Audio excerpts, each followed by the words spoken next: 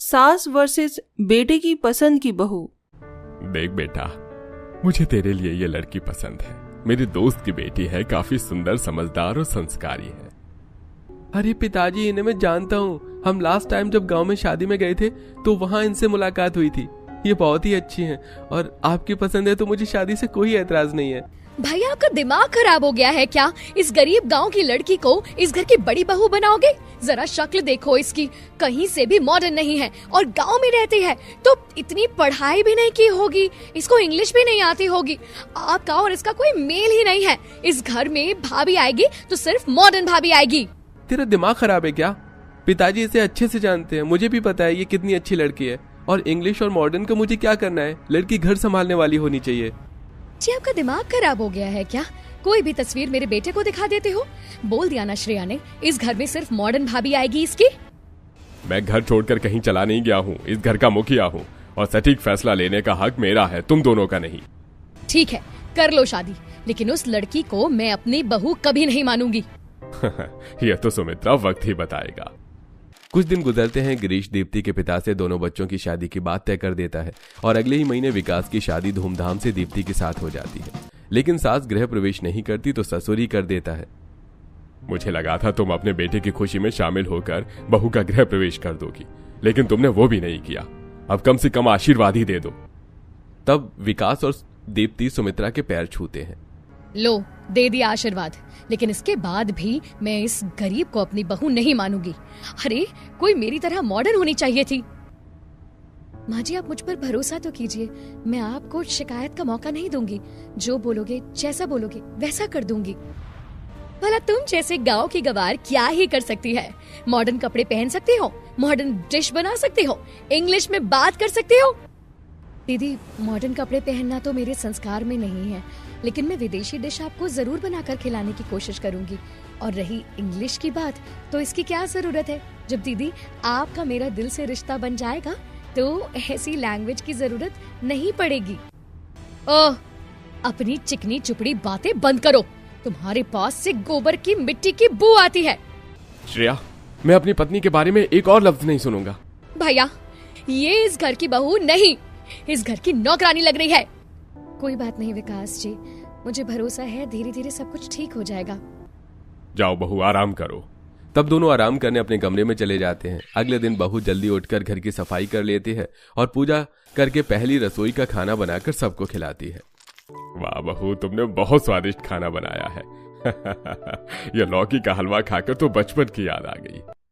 हाँ भाभी, खाना तो एक नंबर का सॉलिड बनाया है। गगन भैया, अब आप भी इसके हाथ का खाना खाओगे? कैसे बोल रही हैं? भाभी है वो हमारी और इस घर की बड़ी बहू। बहू और भाभी का तो नहीं पता, लेकिन इस घर की नौकरानी जरूर बन सकती है वो। बस श्रेया, बहुत हो गया, चुप बैठो और खाना खाओ। हाँ दीप्ति, हलवा तो छोड़ो, तुमने आलू की कचौरी और वेज पुलाव भी बहुत अच्छे बनाए हैं। श्रेया, माँ आप दोनों भी खाकर देखिए। हमें इस गंवार गांव की लड़की के हाथ का खाना खाने की कोई जरूरत नहीं है। श्रेया ने फ्रूट काट दिया है, हम दोनों वही खाएंगी। ये घी वाला खाना हम नहीं खाते हैं। माँ जी, दीदी एक बार चख तो लीजिए, बहुत अच्छा बना है और इतना खाने से आपकी डाइट खराब नहीं होगी। तुम्हें समझ नहीं आता क्या? अपना खाना हम पर थोपोगी क्या? तब दीप्ति चुप हो जाती है और वो लोग अपना फ्रूट खाकर चले जाते हैं। दिन गुजरते हैं। दीप्ति बेहद आसानी से ससुराल की जिम्मेदारी संभाल लेती है। हर किसी के कपड़े प्रेस करना, खाना समय से बनाना, सास ससुर को टाइम पर दवाई देना इत्यादि काम वो बखूबी कर लेती है। लेकिन सास और नंद चिढ़े रहते हैं। एक दिन श्रेया अपनी दो सहेलियों को घर पर बुलाती है। अच्छा हुआ तुम दोनों आ गई। जस्ट सिट डाउन सलोनी और पायल। भाभी, ओ भाभी, मैंने आपको कहा था ना मेरी फ्रेंड्स के लिए कुछ बना लाओ, जरा लेकर आओ। जी लाई। ऐसा कहकर दीप्ति पहले नींबू पानी दे देती है और फिर पूरी कचौड़ी बनाकर ले आती है। ये देख दीप्ति गुस्सा हो जाती है। आपका दिमाग खराब है? मेरी फ्रेंड के लिए क्या लेकर आई हो? मेरे फ्रेंड्स पूरी कचौरी खाएंगे, दिमाग नाम की चीज नहीं है क्या? इसीलिए मैं बोल रही थी कि मुझे इस घर में मॉडर्न भाभी चाहिए। वो होती तो कम से कम स्नैक्स बर्गर बना देती या तो लेकर मंगवा देती। कोल्ड ड्रिंक की जगह नींबू पानी लाना जरूरी था। Cool down. देख, ये सब तो तुमको शादी करने के टाइम सोचना चाहिए था, ताकि घर में कौन सी भाभी आनी चाहिए। जरा देख तो, तेरी भाभी कम इस घर की नौकरानी ज्यादा लग रही है और वैसे ही काम भी कर रही है, वही खाना पीना लाई है। अरे आजकल के जमाने में ये कौन खाता है? और इनका ड्रेसिंग सेंस देख। चल यार, मूड स्पॉइल हो गया यहाँ पर। ये सब नहीं खाएंगे, बाहर चलते हैं, बर्गर किंग में जल्दी से तैयार हो जा। ऑलराइट, इतना मूड खराब हुआ है तो पार्टी करना भी तो जरूरी है। गवार भाभी, करवा दी ना मेरी फ्रेंड्स के सामने बेइज्जती। दोबारा से मेरे सामने मत आना अपनी ये देसी चीज लेकर। सॉरी श्रेया, मैं दोबारा से कुछ बना कर ले आती हूँ, ऐसे मत जाओ। श्रेया, ये क्या बदतमीजी है? अपनी भाभी से सबके सामने ऐसी बात करते हैं? प्लीज पापा, अब आप इसकी वकालत मेरे सामने ना करें। मेरा वैसे ही मूड खराब हो गया है। आप खाइए अपनी पसंदीदा बहू की ये देसी चीजें। तब श्रेया सुंदर सी ड्रेस पहनकर फ्रेंड्स के साथ पार्टी करने चली जाती है। इट्स रॉकिंग यारा, कभी इश्क तो करो। इट्स रॉकिंग, मरो तुम इश्क पे मरो। मैं सदके जावा, मैं सदके जावा, हो इश्क पे यारा, मैं सदके जावा। वाओ, अच्छा हुआ हम यहाँ पर आ गए, वरना तेरी भाभी ने तो पूरे तरीके से मूड ऑफ कर दिया था।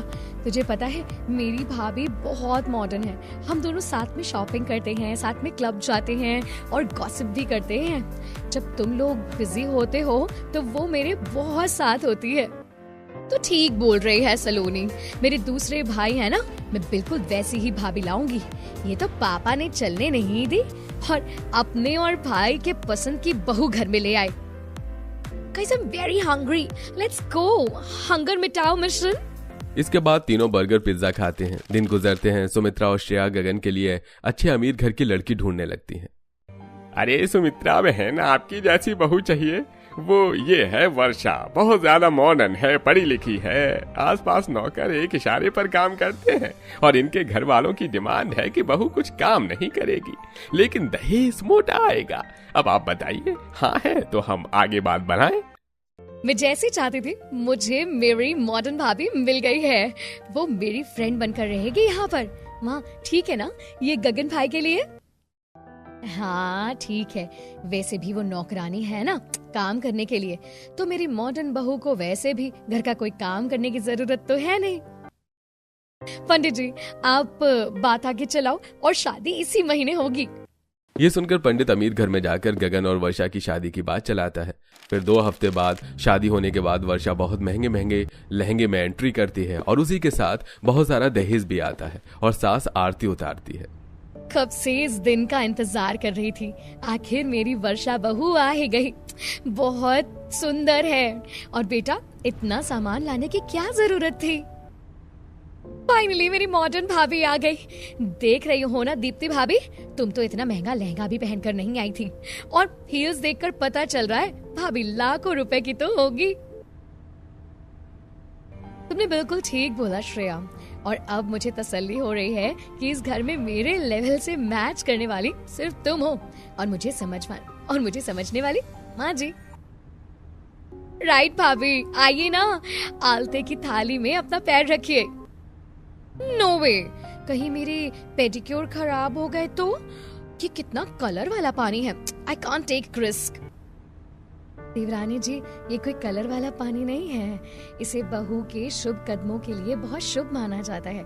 तुम्हारे पैरों को कुछ नहीं होगा, आ जाओ। फाइन, मैं ये रस्म कर रही हूँ लेकिन इसके बाद कुछ नहीं करूंगी। तब वर्षा उसमें पैर रखकर गृह प्रवेश करती है। गिरीश को ये बात पसंद नहीं आती। अगले दिन मॉडर्न बहू मॉडर्न कपड़ों में ही सुबह सास के पास आती है। गुड मॉर्निंग माँ जी, मेरी ब्लैक टी कहाँ है? सुबह सुबह मुझे वो चाहिए होता है, लाकर दीजिए। अरे बहू, ये काम मेरा थोड़ी ही है, और वैसे भी अगर तुम्हें ब्लैक टी पीनी है तो तुम खुद बना लो। देवरानी जी, आज तक मैंने माँ जी को कोई काम करने के लिए नहीं कहा, तो तुम किस हक से कह रही हो? माँ जी सही बोल रही हैं, अपने आप बना लो। तुमने कपड़े कैसे पहने हैं? ससुराल में आज तुम्हारा पहला दिन है, थोड़ा तो संस्कार दिखाओ।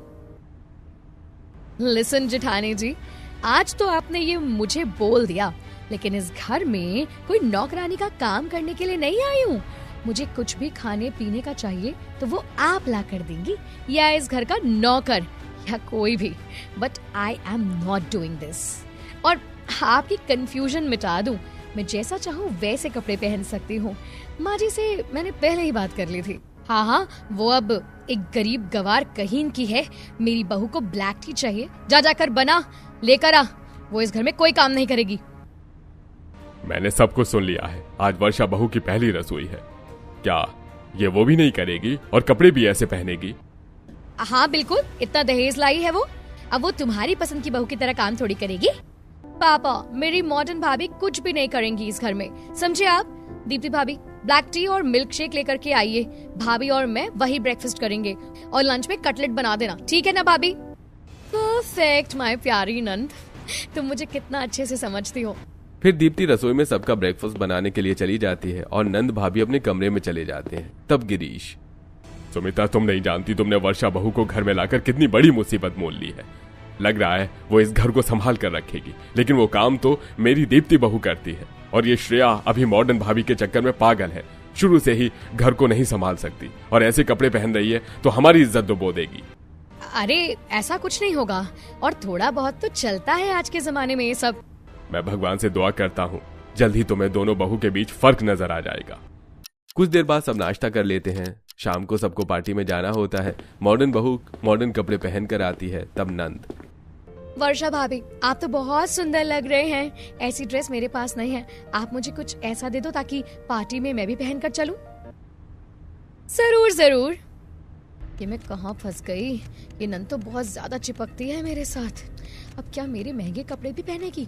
क्या ऐसे धीरे धीरे ये मेरा बाकी सामान भी मांग सकते हैं? लेकिन मैं इसे खराब सामान ही दूंगी। अब कमरे में जाकर वर्षा उसे एक ड्रेस निकाल कर दे देती है। ड्रेस पहनने के बाद वो भाभी का मेकअप भी लगा लेती है, जिस बात पर वर्षा को गुस्सा आता है। वहीं दूसरी तरफ घर के बाकी लोग आ जाते हैं और दीप्ति साड़ी पहनकर गजरा लगाकर पल्ला करती है। क्या हम सब पार्टी में जा रहे हैं? और जेठानी जी, ये आपने क्या पहना है? सब लोग आपको कार्टून बोलेंगे। अरे ओ भाभी, ये झोला और बालों में फूल पत्ते लगाना जरूरी था क्या? अच्छे कपड़े पहन लो, देखो मेरी मॉडर्न भाभी कितनी अच्छी लग रही हैं। श्रेया, मैं तो ठीक भी लग रही हूँ। पार्टी में माँ जी पापा जी के बहुत सारे रिश्तेदार होंगे। अगर उन्होंने तुम दोनों को ऐसे कपड़ों में देख लिया तो उनकी बेइज्जती हो जाएगी। कपड़े बदलने की जरूरत तुम्हें है। वर्षा बहू, जाओ कपड़े बदल लो, तुम भी संस्कारी साड़ी पहन लो। आपने सोचा भी कैसे कि मैं आप लोगों की ऐसी बातें मानूंगी? अपनी पर्सनालिटी किसी और के लिए चेंज नहीं कर सकती, और आजकल के जमाने में आप इतनी संस्कारी वाली बातें क्यों कर रहे हैं? जमाना मॉडर्न है तो थोड़ा मॉडर्न बनिए। पुराने लोग इतनी जल्दी मॉडर्न नहीं हो सकते, और इस बात पर तो बिल्कुल नहीं कि संस्कृति परंपरा इज्जत पर आ जाए। सुमित्रा, तुम चली जाओ, मैं पार्टी में नहीं जा रहा। तब सुमित्रा खुश होकर अपने पति को घर पर छोड़ देती है और पार्टी में चली जाती है, जहां पार्टी में देवरानी नंद जेठानी के पहनावे का खूब मजाक उड़ाते हैं। लेकिन असल में रिश्तेदार दीप्ति के कपड़ों को, उसके संस्कारों की तारीफ करते हैं। दिन बीतते हैं और दीप्ति घर में सबको मां बनने की खुशखबरी देती है। अरे सुमित्रा, तुम्हारी बहू माँ बनने वाली है और हम दादा दादी। चलो उसकी नजर उतार दो। मैं क्यों करूँ ये सब? तुम्हारे और विकास की पसंद की बहू है। जब मेरी वर्षा बहू मुझे खुशखबरी देगी तो ये सब मैं उसके लिए करूंगी, इस गरीब गवार के लिए क्यों करूं? दीप्ति की आंखों में आंसू आ जाते हैं और वो अपने कमरे में चली जाती है। तब विकास, बस करो माँ, इस हालत में तो मेरी पत्नी के साथ ये सब हरकतें मत करो। अपने आने वाले पोता पोती से भी प्यार नहीं है क्या आपको? ये सब मैं नहीं जानती, मैं बस ये जानती हूँ कि तू मेरे खिलाफ गया। समझ गया माँ। तब विकास अपनी पत्नी को सहानुभूति देता है और उसके खाने पीने के लिए घर में अच्छी अच्छी चीज लाता है। ऐसे 4 महीने गुजर जाते हैं। इस बीच वो घर का काम करना नहीं भूलते। घर में सबके लिए रोटी बना रही होती है। तब ससुर, भगवान, मैं तुझे कब से ढूंढ रहा हूँ, जानता था तू रसोई में ही मिलेगी। मना किया है ना तुझे काम करने से, तू बैठ जा, मैं खाना बना रहा हूँ। अरे पापा जी, मेरे होते आप खाना क्यों बनाएंगे? और वैसे भी थोड़ा बहुत गर्भवती महिलाएं काम कर सकती हैं। देखा तेरी सास को तो तेरी पड़ी नहीं है, लेकिन मैं उसकी तरफ से अपना कर्तव्य निभाऊंगा, पिता बनकर भी और माँ बनकर भी। तू जा, बैठ जा। वैसे भी मैंने अपनी माँ के साथ खाना बनाना सीखा है। चल बता, तेरा क्या खाने का मन है? पापा जी आप रहने दीजिए। अरे तू बता बहू। पापा जी, मुझे बहुत दिन से रबड़ी जलेबी खाने का दिल कर रहा है। अच्छा, अब तू देख, तेरे पापा जी कितनी अच्छी रबड़ी जलेबी बनाते हैं। मैंने विकास के होने पर भी यही बनाया था। तब ससुर सब्जी बनाने के बाद बहू के लिए एक गैस पर जलेबी बनाता है तो दूसरी तरफ रबड़ी तैयार करता है, जिसे खाकर बहू बहुत खुश होती है। और ये सब माँ, बेटी और वर्षा देखते हैं। आहा, वाह पापा जी, आपने तो बिल्कुल देसी स्टाइल रेस्टोरेंट जैसा बनाया है। मुझे और खाना है। अरे बेटा, जी भर के खा, बहुत सारा बनाया है तेरे लिए। छी, कोई कैसे दो दो मीठी चीज एक साथ खा सकता है? देख कर ही वॉमिट हो रही है। माँ जी, आपकी बड़ी बहू में पापा जी को कब्जे में कर लिया है। देखिए तो कैसे काम करवा रही है उनसे। हाँ बहू, लेकिन मैं कुछ नहीं कर सकती। कुछ बोलूंगी तो यही बोल पड़ेंगे। इस गवार ने पापा को कितना बदल दिया है। हम तो उन्हें जैसे कि अच्छे ही नहीं लगते, उन्हें मॉडर्न चीज पसंद ही नहीं है। लेकिन भाभी, जब आपका बेबी होगा ना तो हम बेबी शावर करेंगे, अच्छी अच्छी पार्टी करेंगे। स्टॉप श्रेया, मैं अपने फिगर के साथ अभी कोई चांस नहीं ले सकती।